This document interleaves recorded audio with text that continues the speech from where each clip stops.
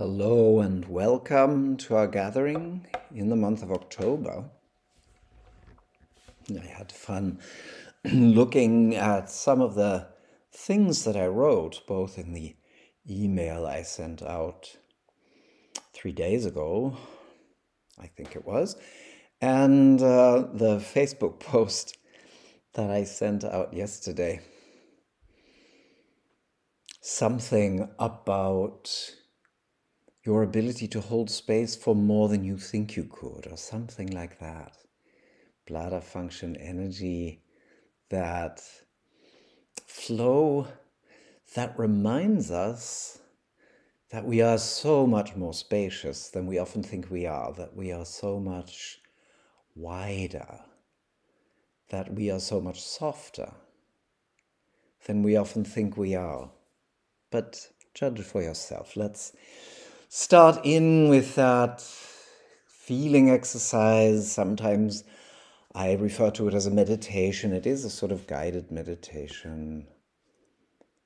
It's a feeling exercise. It is to get an embodied sense of something that's already a part of you, that's always been a part of you, that'll never be gone, which is, different from learning something or being reminded of the necessity or usefulness of something that you ought to be using every day. It's just very, very different from knowing, I can use my hands and work on my bladder flow every day. It is in Self-Help Book 1.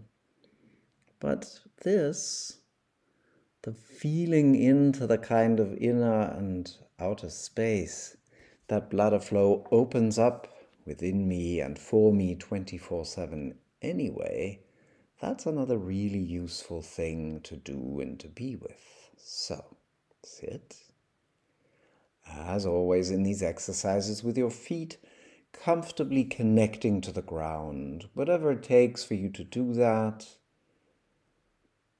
Shoes off or not.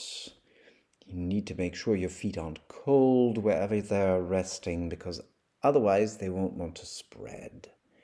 But your feet must be friendly with the floor, very friendly with the floor that they're resting on. Friendly feet on a friendly floor.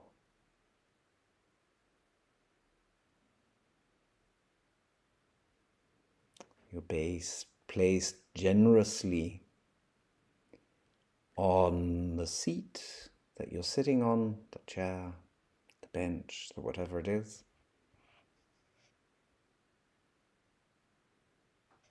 Your back, if at all possible, not using the backrest of the chair, but resting in its own weight and resting in its own structure.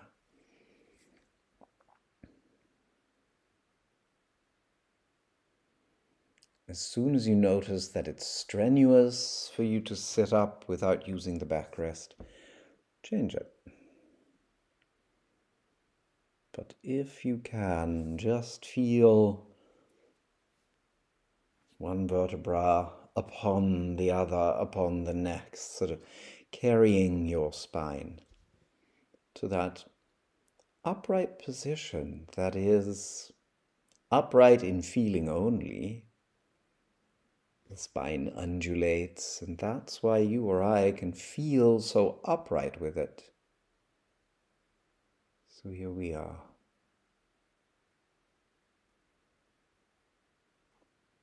The feet have a comfortable taste of the floor, so to speak. Your hands can be resting palms down on your knees, on your thighs. And the top of the head, the top of the head can have a taste of the ceiling, a taste of the space above the crown of your head. Don't make this fancy. It's really very much down to earth. I'm using the word have a taste because I want to invite you to keep this as sensory as possible and not visualize some, I don't know, higher connection of sorts or anything. Nothing imaginary, nothing that you are visualizing as a way of postulating it into existence. Just what is the flesh, what is the embodied you feeling? There's a sense of excitement, a sense of when your embodied awareness rests at the crown of your head, there's a sense of sensory excitement up. Space above you can be felt.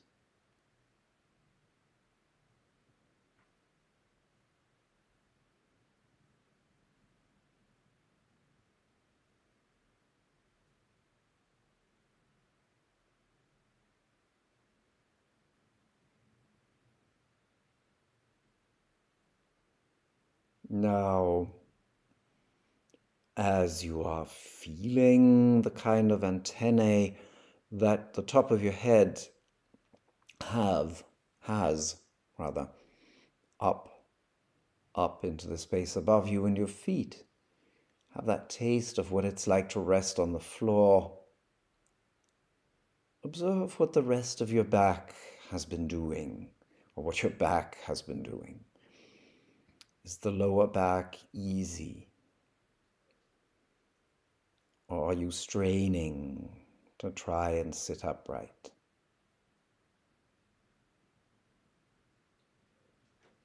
Can you let your shoulders melt out, out,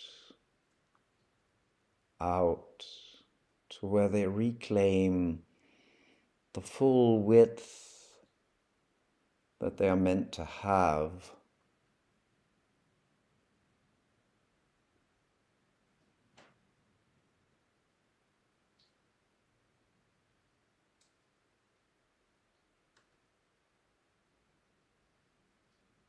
And now I'll invite you to sense the ball of your foot on each side on the ground. The ball of the foot softly and with its own natural weight resting on the floor.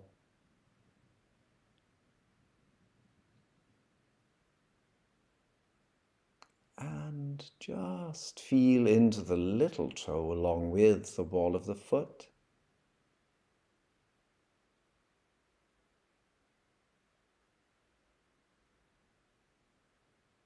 And as you feel the balls of your feet and the little toes,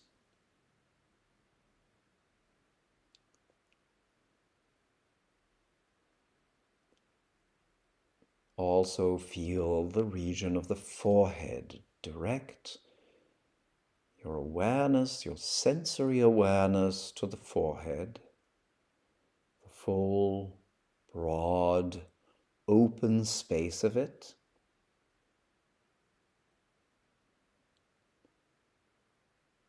Ball of the foot, little toe, forehead.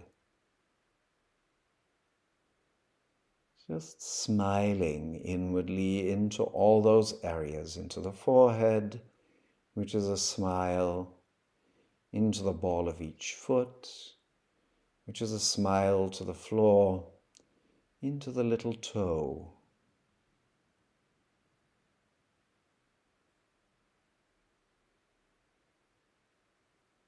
Now feel all of that gently pulled up to the crown of your head, gently pulled up.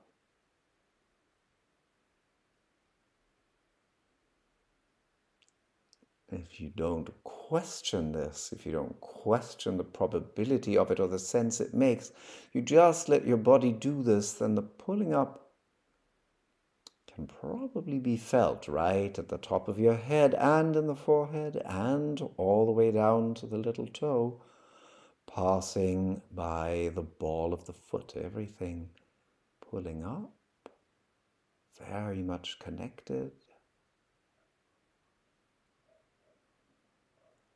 And then with the next exhalation.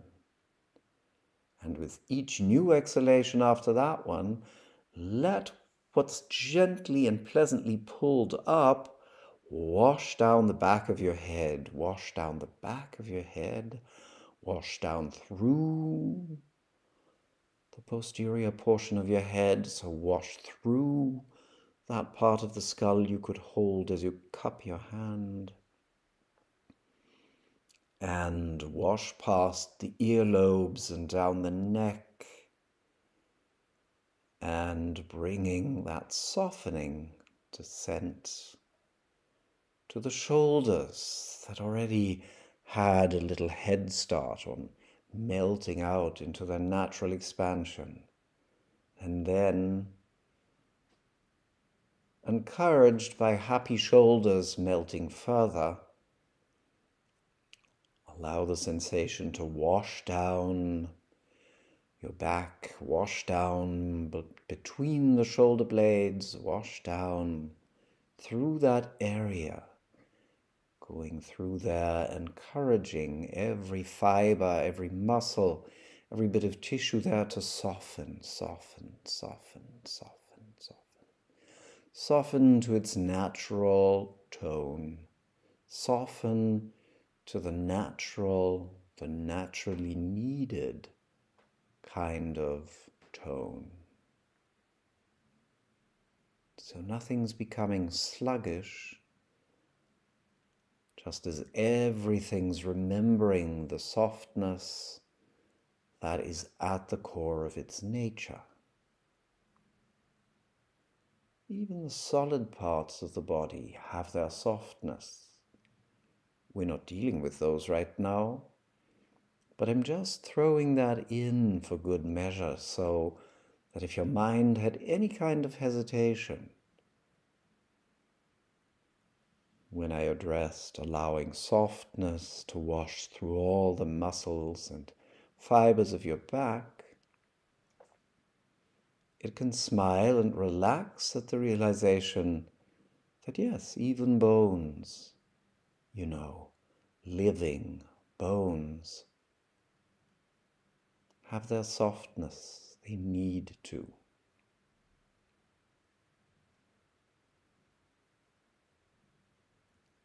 When they no longer do, they turn brittle or overly rigid. So, the muscles, which we are mostly dealing with here, however, have no business mistaking themselves for bones. Trust the bones to be the bones, and let the descending energy wash down your back, past the zone between the shoulder blades, across your middle back and the small of the back, warming the kidney area as it passes, reaching the back of the pelvic region as it passes, giving the pelvic region a sensation of fullness, a sensation of pause and rest, a sensation of some part of the energy that's washing down the backside of your body is coming here to rest, like a wave of energy that's doing a loop, falling back into the basin that your pelvis is,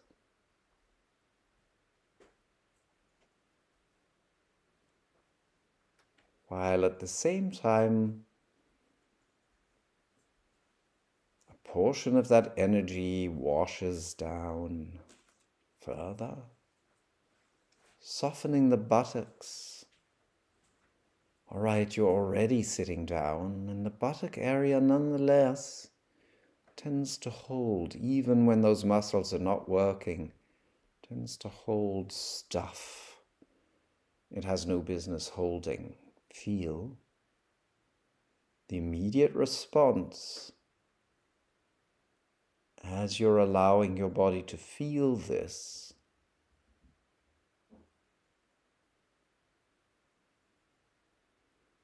if your backside feels broader now than it did before, you might find yourself smiling at the part of you that thinks, oh no, I don't want it to get even broader. You do, trust me. You want it energetically as soft and as fully spread out into its natural energetic space as it can be.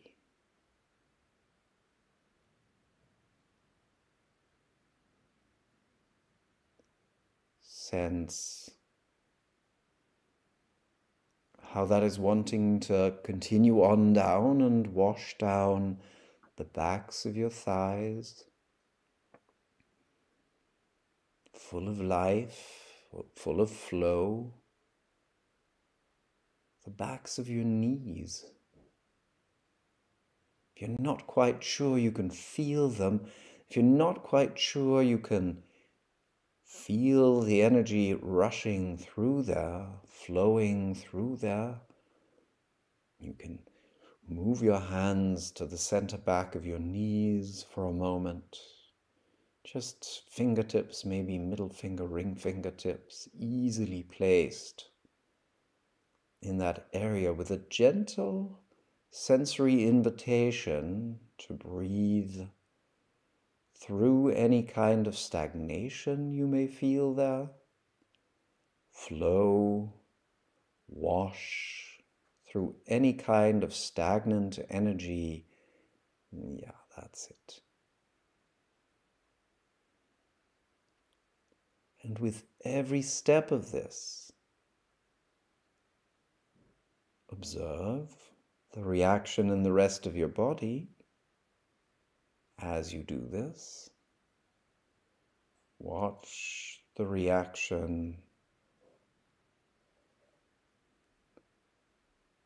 possibly in your mood, in your general sense of well-being in this moment.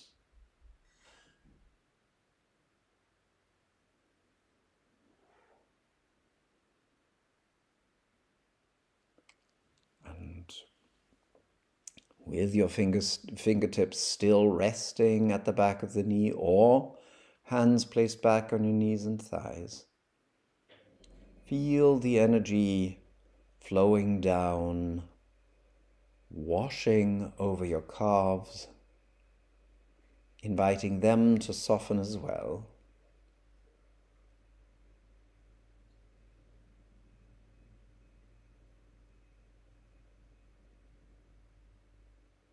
Again, there is so much we tend to hold in our calves without even knowing that you're well advised to give yourself whatever time it takes to feel an impulse of softening wash over the back of your calves, encouraging them, exhale after exhale after exhale,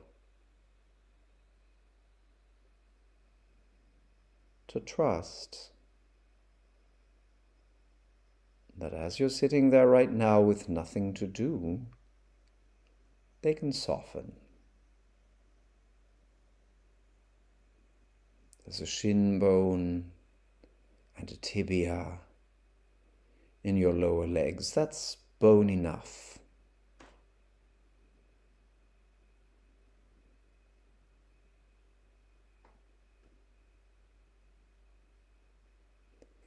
And every time you feel the energy wash past the calves, feel it flowing past the outside ankles and along the outside of the foot to the little toe. Feel the aliveness of the little toe, the delicacy of it.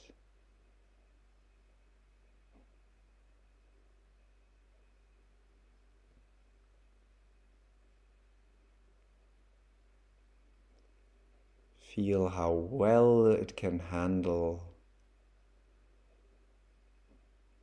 all that energy, all that broad downward movement of energy across your back.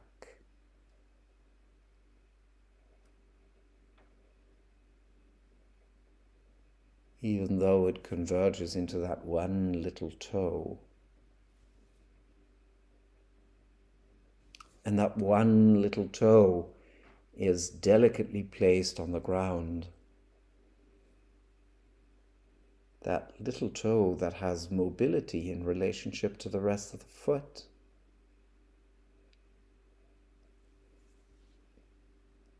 Is perfectly up to the job of being the final touch, the final mellowing of this great downward motion.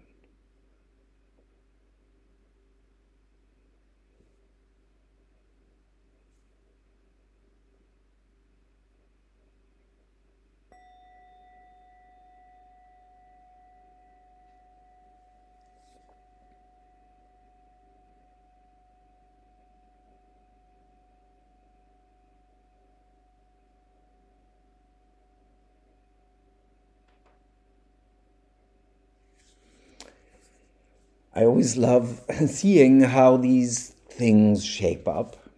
Feeling exercises are a core tenet of what we do in the online study circle each month. We always want to feel the things that we are talking about so that they come alive for the students in an embodied way, and that those of you who practice can then deepen and enrich their practice with that embodied understanding.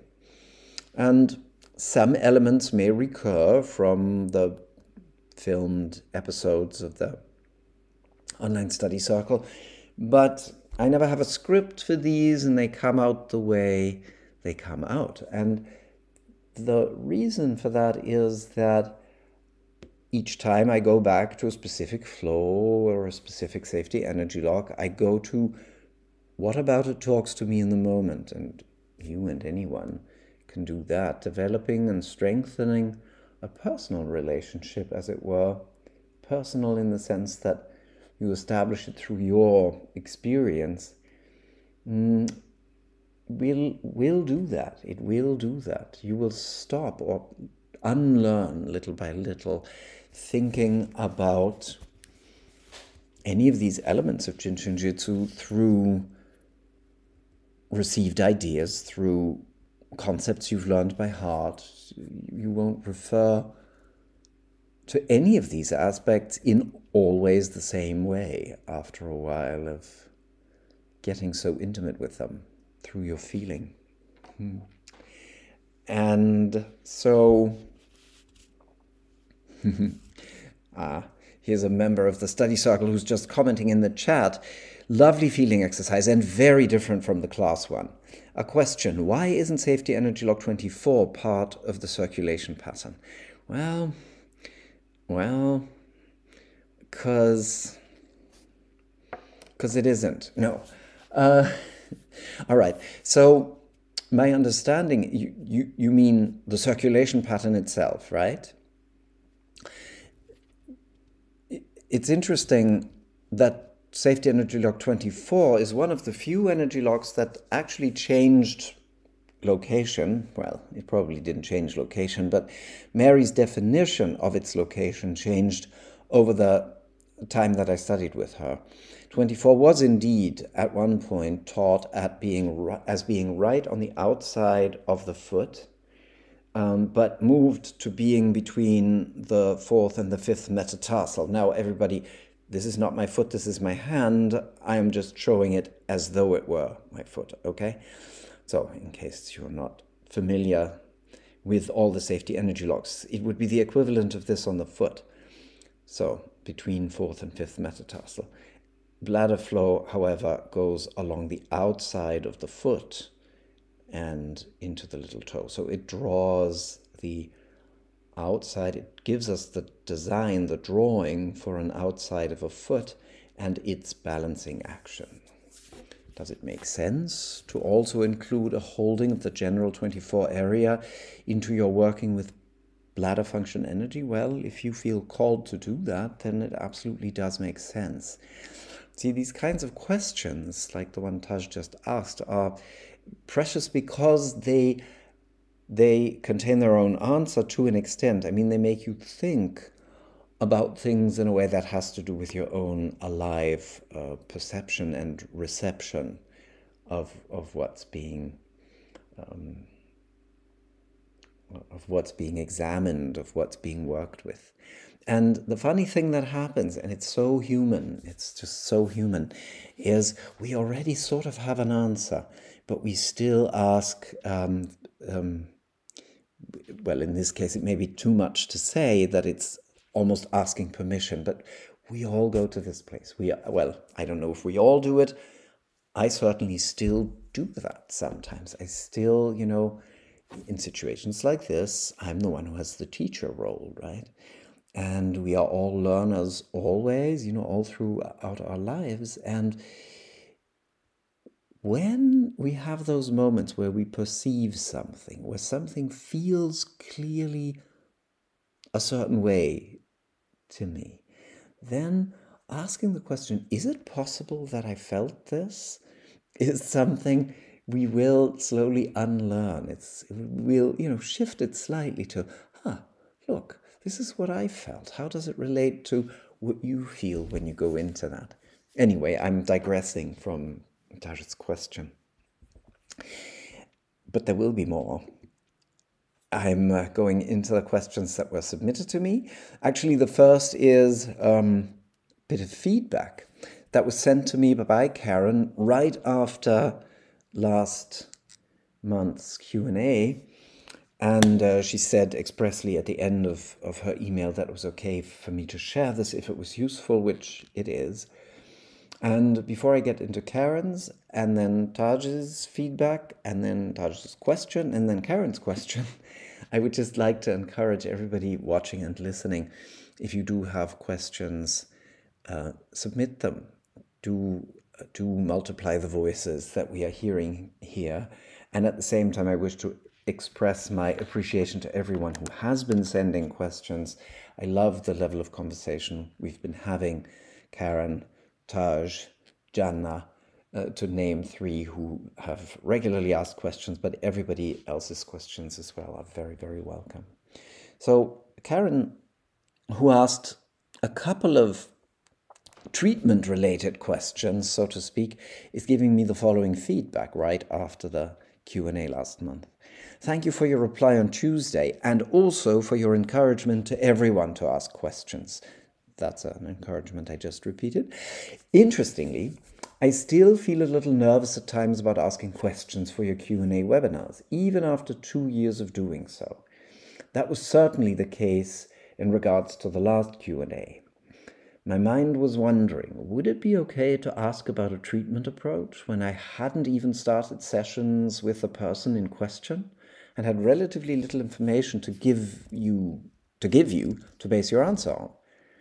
So appreciations for still giving me an answer, even though the hour was up when you got to it, and for your caring replies each time.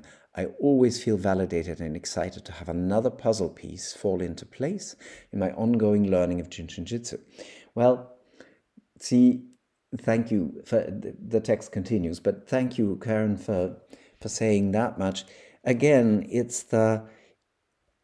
we should never ask ourselves if it's okay for me to have a question. We can, of course, at times ask ourselves within the, for example, the real world constraints, time constraints of a given physical setting that we can be in. Is this the time to ask another question? But that's if I feel that I don't have enough background information to answer your or anyone else's question, then that's what I'll address. If I feel, I don't know, anything like worry or concern in a question, then I'll address that in a gentle way.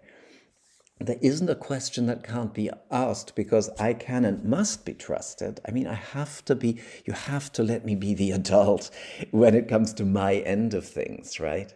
So if all that I have to answer to any question ever is that it's a difficult question or one that I don't feel comfortable answering, then that's what the adult that I am needs to do, you know? So you or anyone else out there, you never need to think that any question that matters to you in your mind, and that's something only you can know and check in with yourself to find out, does it resonate in your body that this is a question you want to put out there? Then do it. And there'll be so many people out there who are grateful for it. With respect to my last question about treating someone with a cancer label, Karen continues, it feels so good to have your support regarding a bigger label that can feel daunting, and to have the option of Jin Shin Jitsu to offer as a complement to biomedical ones. Yes. And on another level, it's made me reflect on how your webinars are in themselves such significant harmonizing impulses. You may not have your hands on anyone while you talk and share your experience and expertise, but you are helping many of us place our own hands on ourselves and others with more confidence.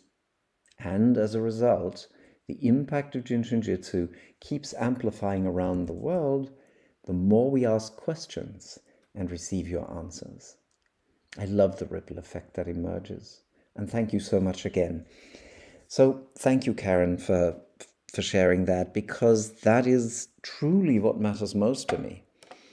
In all honesty, and this is, of course, in part because of the way I got into Jin Shin Jitsu. I got to know Jin Shin Jitsu thanks to a woman whose life work was about listening and looking and taking everything seriously, and not mentally seriously, but it's like, oh, there's a feeling here. There's a sensation here. Eileen Pasloff, my dance teacher, who introduced Jin Shin Jitsu self-help, not teaching us Jin Shin Jitsu, but teaching us to listen. She included it in the warm-up periods of our rehearsals. So if there's one thing that matters more to me than anything else, it is how you, I, or anyone else place our hands on people's bodies. And if one is tempted at times to think that being more precise and more to the point and knowing just exactly anatomically where a safety energy lock is, if that's what it means to us, then we're probably going to touch the other person in a way that makes them feel that, yes, you're very competent and you know what you're doing, and that they are the object being worked on.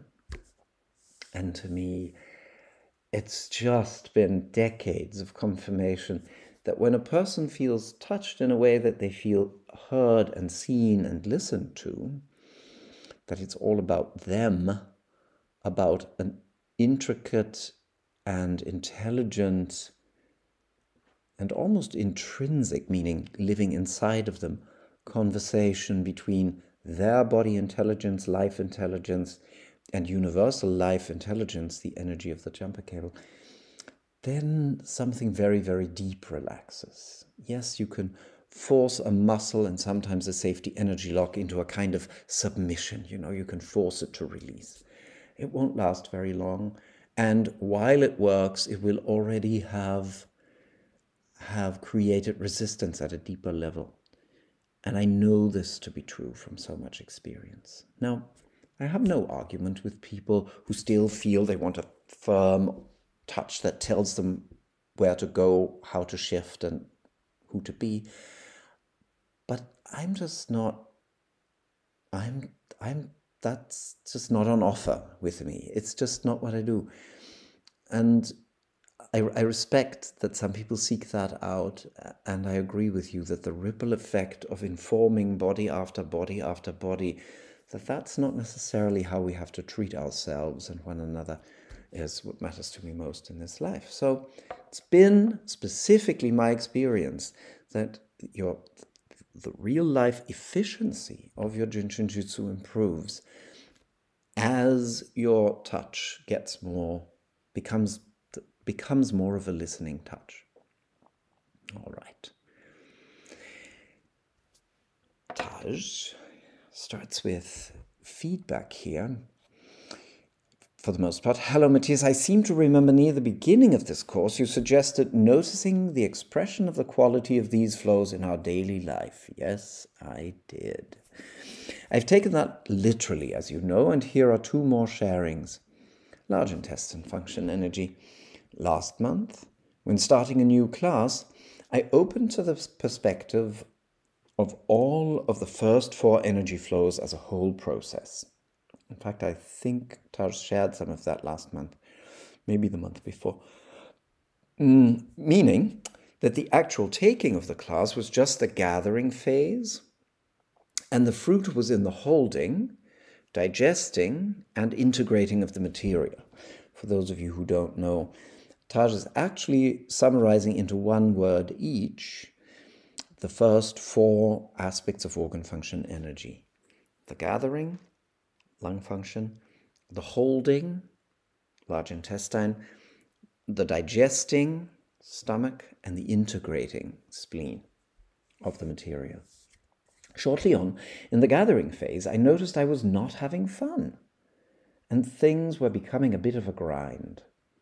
Looking at my map, I realized I was constipating myself, forcing ownership into the gathering phase, and experiencing too much and too dry of detail. So I stopped doing that, eased up, and class flowed again. Now, once again, I'm happily engaged in the digesting and integrating. So grateful for this bodily guidance. Thank you for that excellent feedback, Taj, because it's so important for people to hear it in different words and different expressions. Yeah. And to realize that what organ function energy is and does can literally, very, very literally be used as a map of how to digest life. And the context of a class, of course, makes that very clear. Small intestine function energy. I just returned from an 11-day journey to Matutipila, the first U.S. national monument in eastern Wyoming. Coincidentally or not, being with small intestine function energy inspired and informed my slower pace, noticing and delighting in the fine details. This is something that I had insisted on heavily with small intestine. That, yes, it helps really listening and really hearing, and it helps bring detail and sort of high resolution in the way we view the world out there and in here. So, like the burned tree stump mirroring the shape of the tower.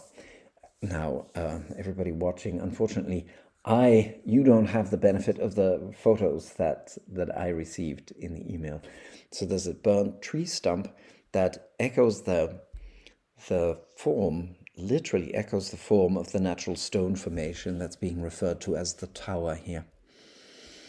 Or the welcoming gate of these 5 ponderosa pines, the little opening at the base of one to place a braided sweetgrass offering, the detail in its bark.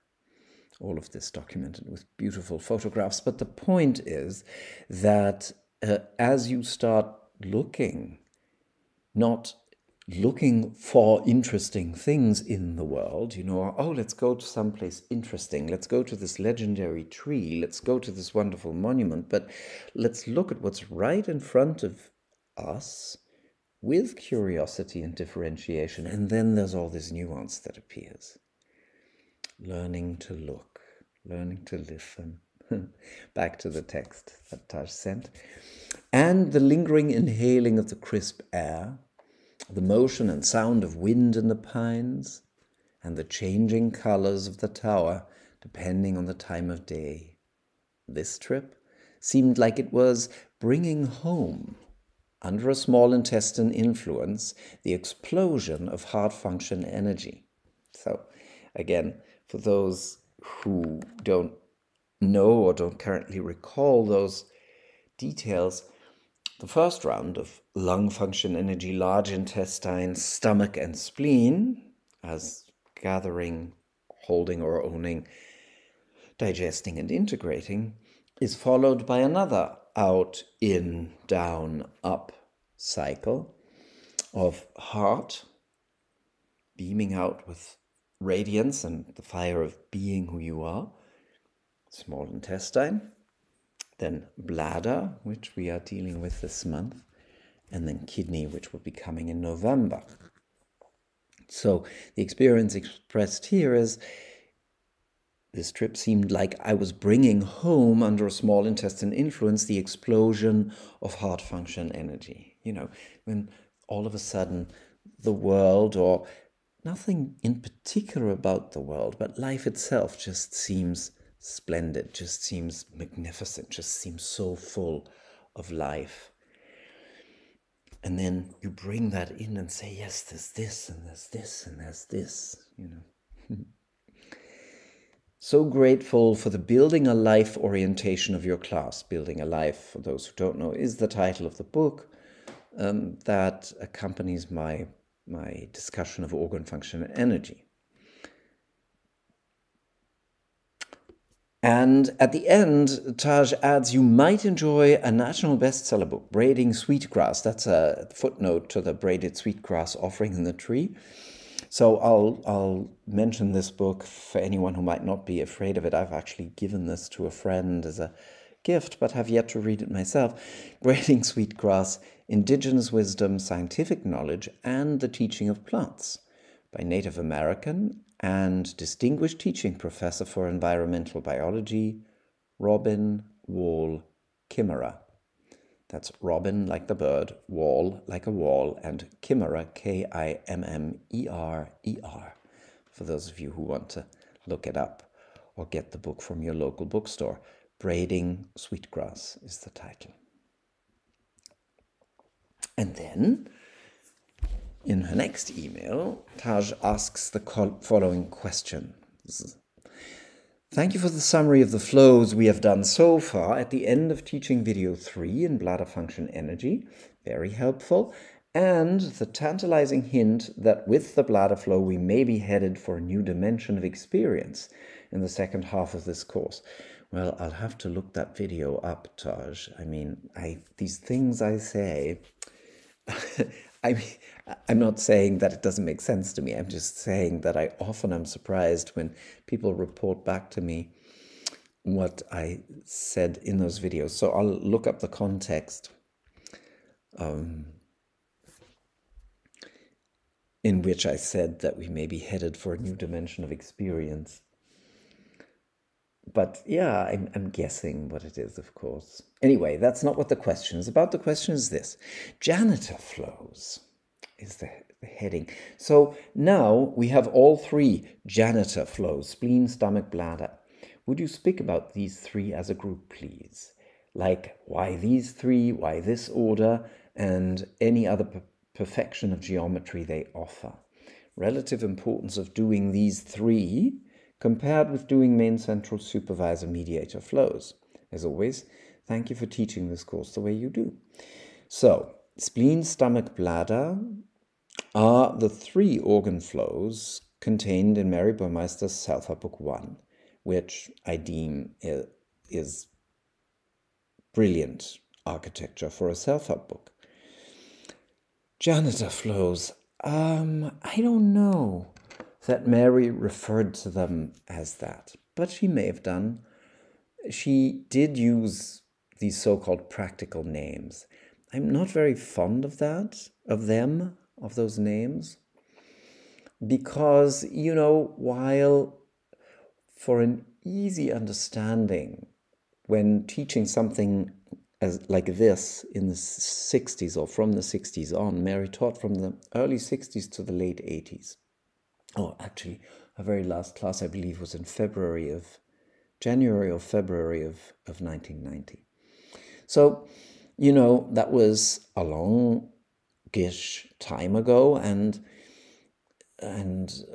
things alternative were not nearly as well known and as widespread as they are today. So she did come up with practical names for some safety energy locks and for some flows that helped people connect what they were learning to something practical and day-ish.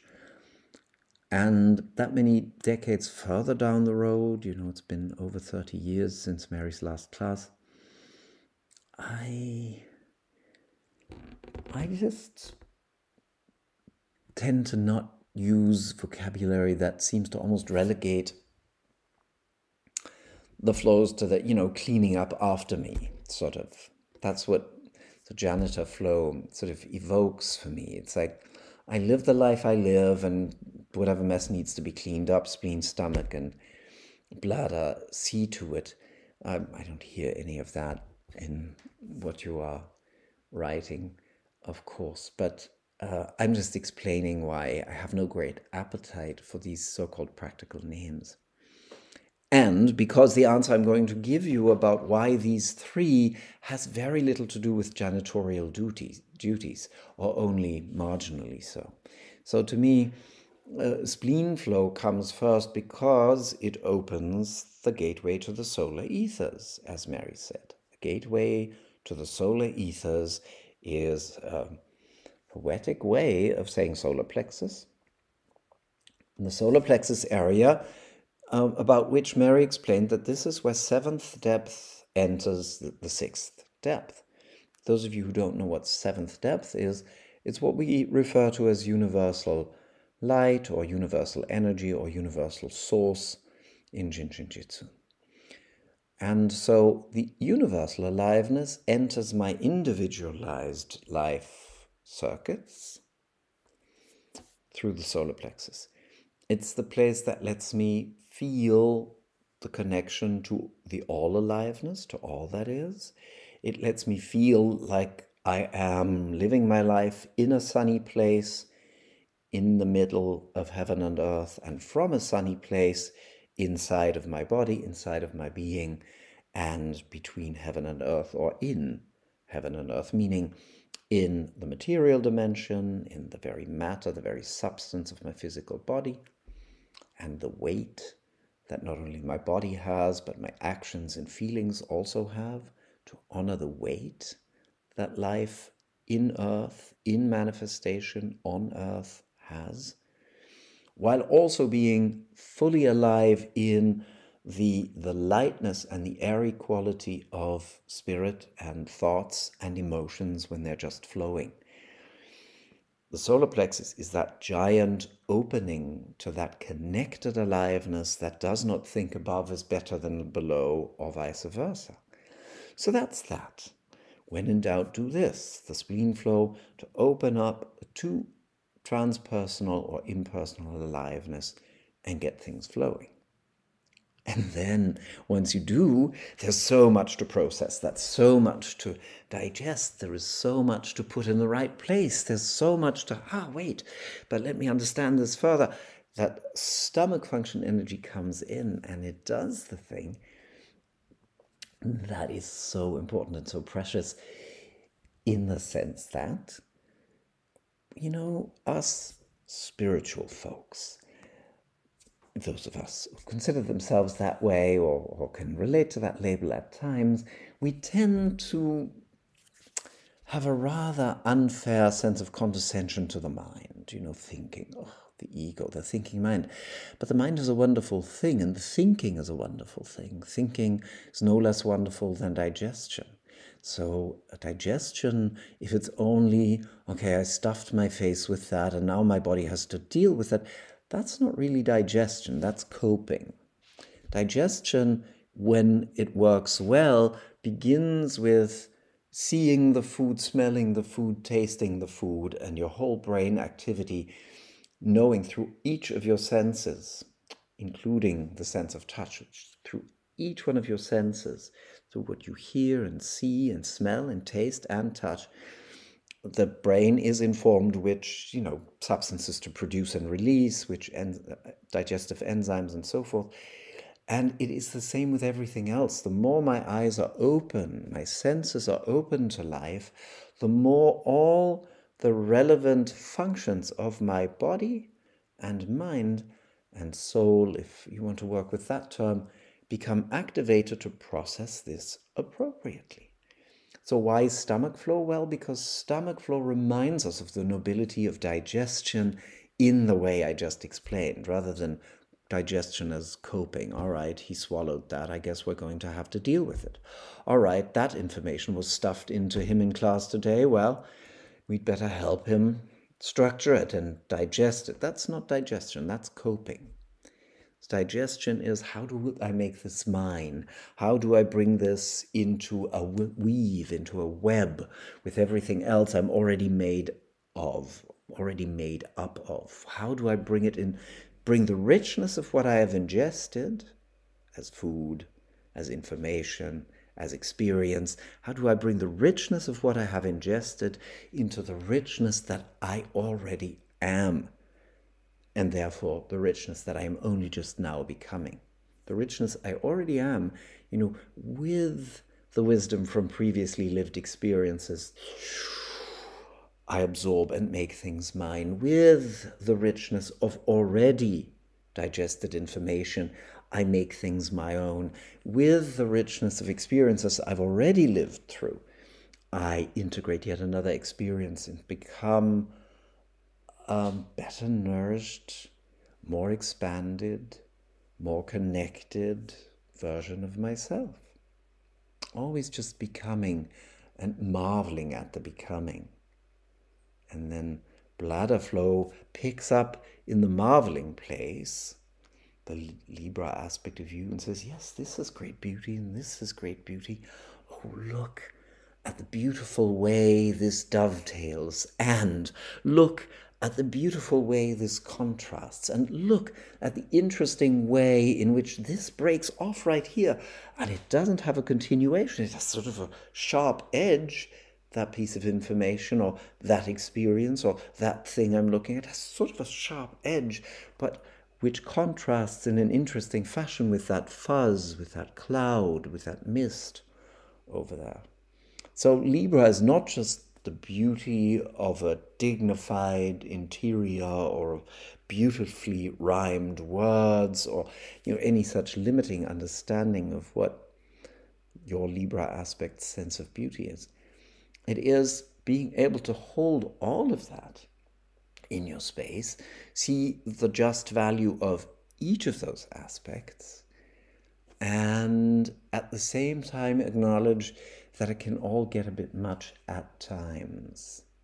And that when it's all a bit much at times, then yes, some things, aspects, weights, values, cherished things of the past, events of the past, people of the past, foods of the past, need to be let go of, need to be gently and respectfully and with all appreciation for what they did once bring into our lives, be released and eliminated.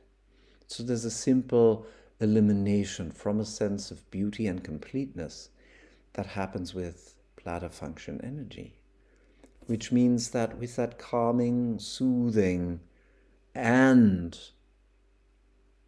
eliminating movement down, we are now open and ready again for the gateway to the solar ethers to open up again and let more of universal life's perfection and yellowness and sunlight in. So that's how I see the logic and beauty of those flows. Their importance versus doing main central, supervisor, mediator, they are on a different level. And one of my colleagues says in her 5-day classes that she once asked Mary, so you personally, what do you do as self-help? I think it's Jill Pasquinelli who told class this story in one class I listened in on. And Mary apparently replied to whoever the asker was, I'm pretty certain it was Jill, main central first, then the fingers, then everything else. Okay, so that's what Mary did. Does it mean you and I should also do it? I don't think so. And there's, of course, great value to finding that out for oneself. I personally did not leave bed without a main central for years, possibly decades. I did find that when I first started learning and applying Main Central, days when I had applied a Main Central before getting out of bed, sometimes one that took me half an hour if I had the time, but some days only a Main Central that lasted from 1 conscious exhalation per step to maybe 3 or 5 conscious exhalations a step, depending on the time I had. I would find that my energy household, so to speak, my energetic household throughout the day would be more even. The energy curve throughout the day would be more even. And many points in the day, if I feel really like my energy's just gone or I'm frazzled or something like that, it is surprising time and time again. It still surprises me after all these years just how powerful a Main Central can be to do what? Well, to get me back to center, as is its name and reputation. And I do find that you can custom tailor these flows so that all 4 of them, 5 if you add the hold for supervisor mediator as a separate one, all these flows, Main Central, supervisors, mediators, spleen, stomach, and bladder, one side of the flow for each of those on a given day, mostly. But that can fit into an hour spread out over the day, I find. Not each one of those applications will be as long as it can sometimes be then, but that's just what I found rich for the longest time. And I think I may have mentioned it here, or maybe it was in the German Q&A. Literally for over 20 years, that was my daily program, Self-Help Book 1. Yes, I did know all the other flows by heart as well. And what I did was Self-Help Book 1, for reasons you may understand a lot better now. Thank you for raising that question. And Karen, who says, I'll be there to watch your online webinar tonight, and I'm so looking forward to it. A question that has come up for me recently relates to my current favorites. To one of my current favorites, the second method of correction. Its impact on me is often like having my mind gently windscreen wiped and cleared, as the sequence of holds prescribed takes me into a soft and soothing sense of embodied spaciousness. Particularly the holds between safety energy locks 24 and 14, down at the bottom of the rib cage for those who don't know, seem to have a strong impact as I sense they open the bust line and waistline to release the hip line, freeing up that precious threesome represented by safety energy locks 13, 14, and 15. And my question is specifically about the series of holds between safety energy locks 22 and 14, moving between the ribs down the rib cage.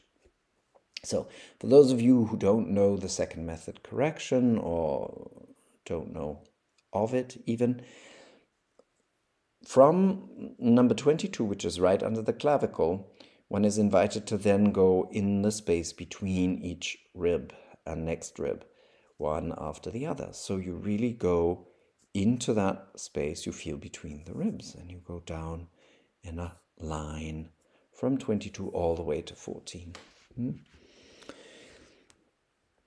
Perhaps it doesn't matter all that much where exactly we place our fingers in this sequence. Seeing my love for this flow, something is clearly working as I'm holding these steps a little haphazardly, simply as feels best. So that's why you saw me smiling a second ago here. This is where you're contradicting yourself, and I'm very grateful for that. It is not haphazard if you do it where it feels good.